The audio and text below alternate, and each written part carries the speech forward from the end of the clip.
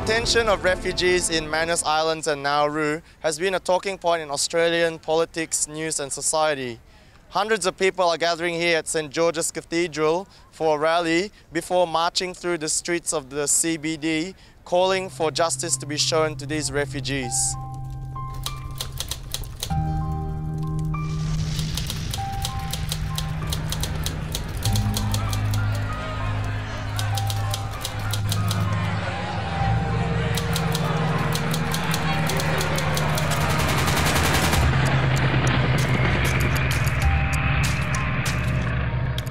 We are standing in solidarity, and because we will walk these streets and we will shout and we will call out for justice and we will say, close the camps and bring them here.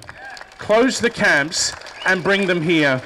Well, I've got a distinct concern that Australia is sliding into a moral vacuum where we seem to see other people's lives as just mere chattels and something of no concern. And I think that that's both against the Christian values, but it's also against a human value. You wouldn't have to be a Christian or of any faith to actually see the importance of how we treat another person and how we see another person. It's quite shameful that we're locking up refugees. These are people who've come seeking our help. I mean, we say in our national anthem, for those who come across the seas with boundless plains to share, but we don't seem to be willing to share them with those who need it the most. And part of me is very ashamed about that.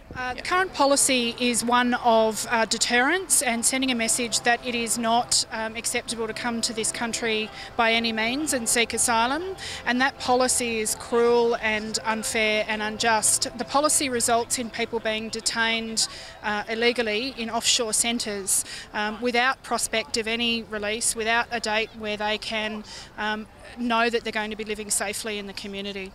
It's actually quite abhorrent in the way that it's just utterly designed to contravene and violate these people's very human rights. Like, we've signed international treaties saying that we will be a safe haven, and they're also incredibly expensive for how inefficient they are. Like, we spend $55 million on resettling 4 people to Cambodia when that's money that could have been better invested within Australia, within our healthcare services, within our education systems, and so it's just fundamentally a system which isn't working, and there's no policy of deterrent that is strong enough to prevent refugees from seeking asylum and safety elsewhere.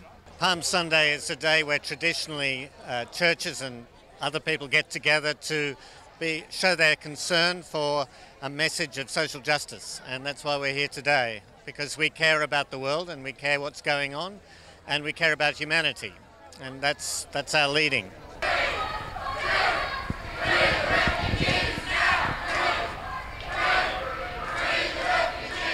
Well, Quakers have always stood for peace, and we are standing beside refugees because of international law and also out of compassion.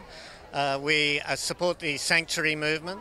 We also give a modest amount to refugees on Manus Island and on Nauru, giving support there. These people are being abused illegally, breaching international law by the Australian government in a way that's unprecedented.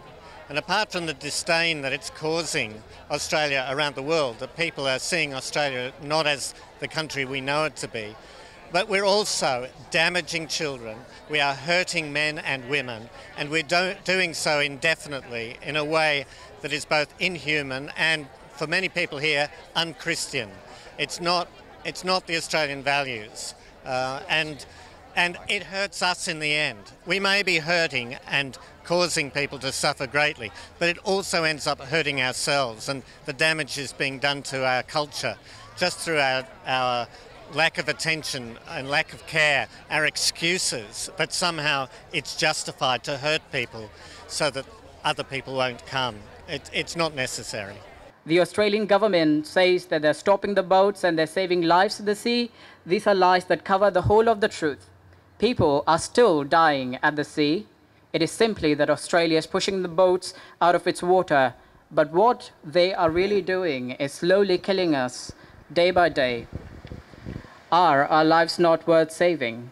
Unfortunately, I'd have to say that we've seen negative changes. The process for getting recognised as a refugee is taking years on end. The process for having appeals and things to decisions, and people are being left in the community with no work rights, with no Centrelink for years at a time. This is families as well. People can't survive under these conditions and they shouldn't have to in Australia. This is Michael So reporting for Undercurrent.